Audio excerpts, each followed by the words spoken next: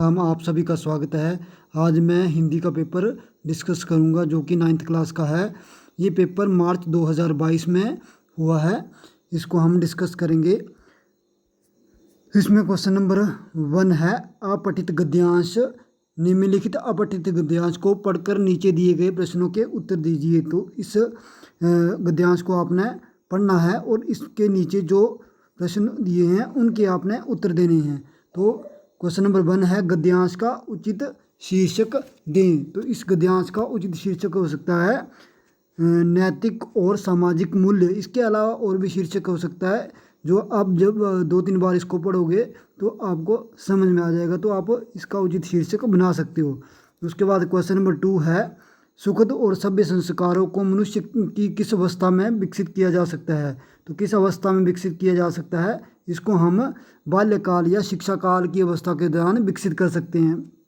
उसके बाद third question है, तीसरा क्वेश्चन है, मनुष्य चाहने पर भी बुरे संस्कारों से छुटकारा क्यों नहीं पा सकता, क्योंकि ये हमारी आदत बन जाती है। आगे 2 क्वेश्चन जो बचे हैं इनको भी आपने पढ़ना है और खुद सोल्व करने की कोशिश करनी है।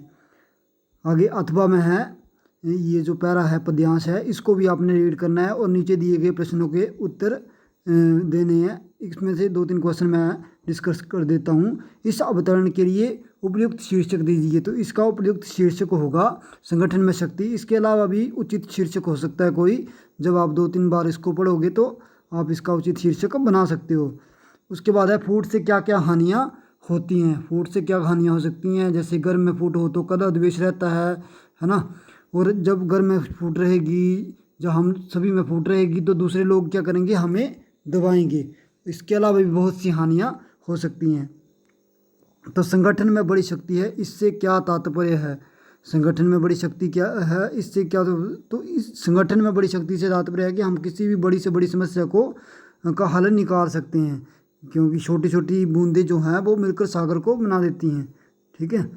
आगे हमारे अपने देश से क्या संबंध है, संगठन के अभाव से हमारे देश को क्या हानियाँ हुई, इनको भी आप सोल्व करने की कोशिश करोगे। क्वेश्चन नंबर 2 खंड ख, निम्नलिखित पठित गद्यांश को पढ़कर पूछे गए प्रश्नों के उत्तर लिखिए।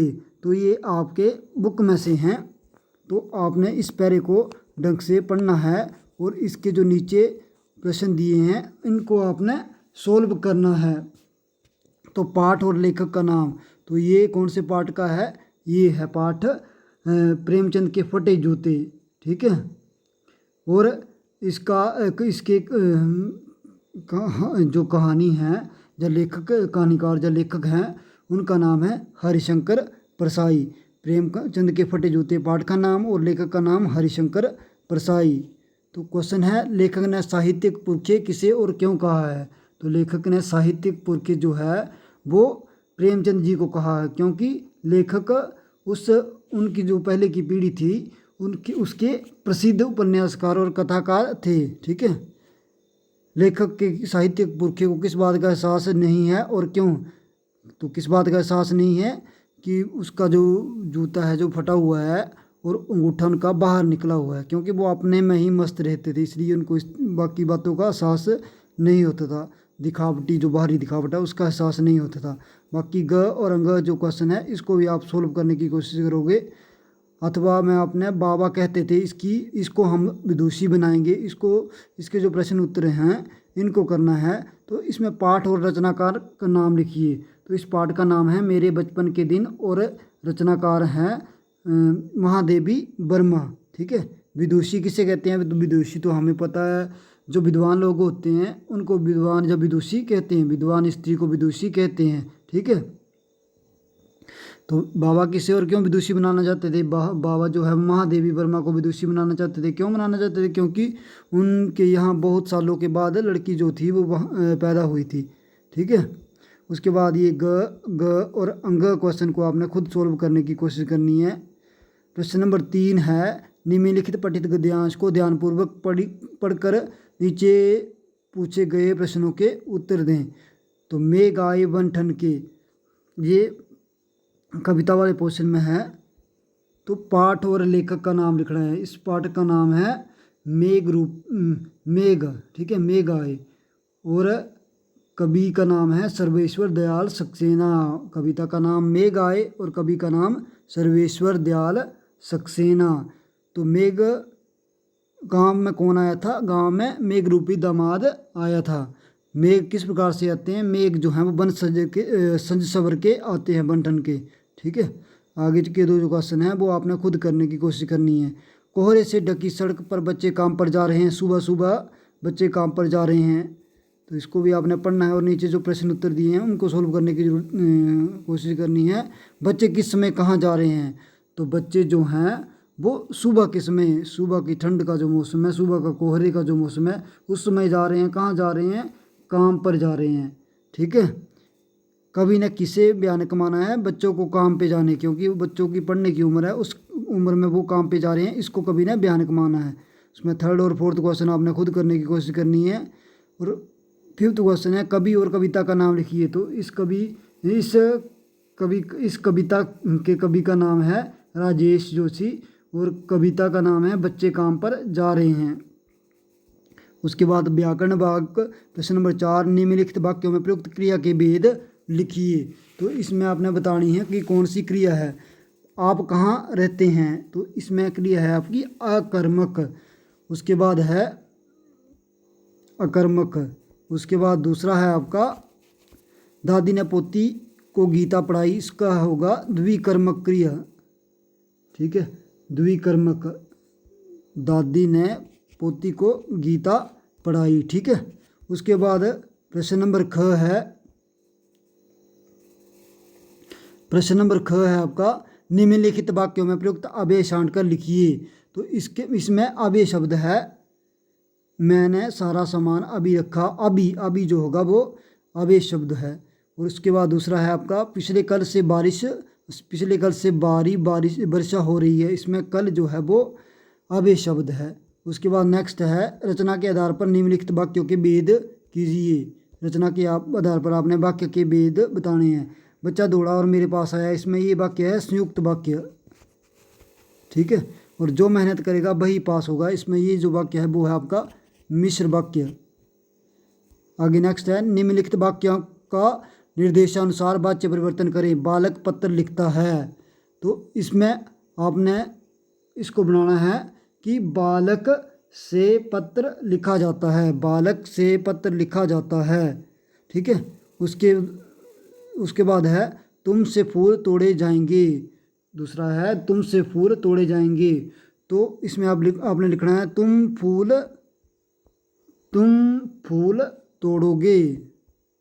ठीक है, पहला बालक पत्र लिखता है, बालक से पत्र लिखा जाता है। दूसरा तुमसे फूल तोड़े जाएंगे, इसका होगा तुम फूल तोड़ोगे।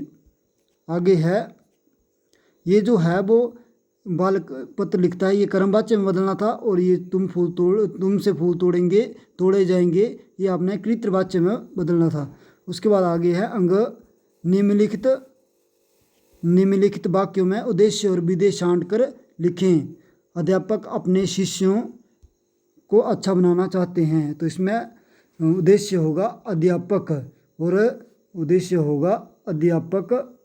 और विधेय होगा आपका अपने शिष्यों को अच्छा बनाना चाहता है। ठीक है, उसके बाद नेक्स्ट है सभी विद्यार्थियों ने परीक्षा भवन की सफाई की। उद्देश्य होगा सभी विद्यार्थियों ने और परीक्षा भवन की सफाई की।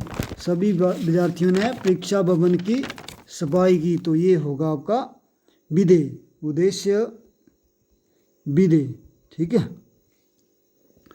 तो ये आपका ग्रामर पोर्शन जो है वो आपको समझ में आ गया होगा।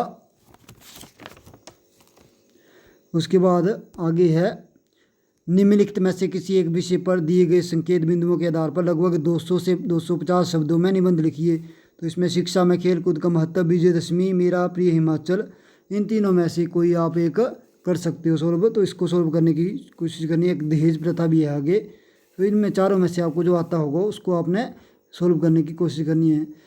प्रश्न नंबर 6, अपने विद्यालय के प्रधानाचार्य को विद्यालय त्याग का प्रमाण पत्र प्रदान करने के लिए प्रार्थना पत्र लिखना है, या फिर अपने छोटे भाई के जन्मदिवस पर आमंत्रित करते हुए मित्र को पत्र लिखिए। इन दोनों में से आपने कोई एक करना है। प्रश्न नंबर 7, निम्नलिखित प्रश्नों में से किन्हीं 3 प्रश्नों के उत्तर दीजिए।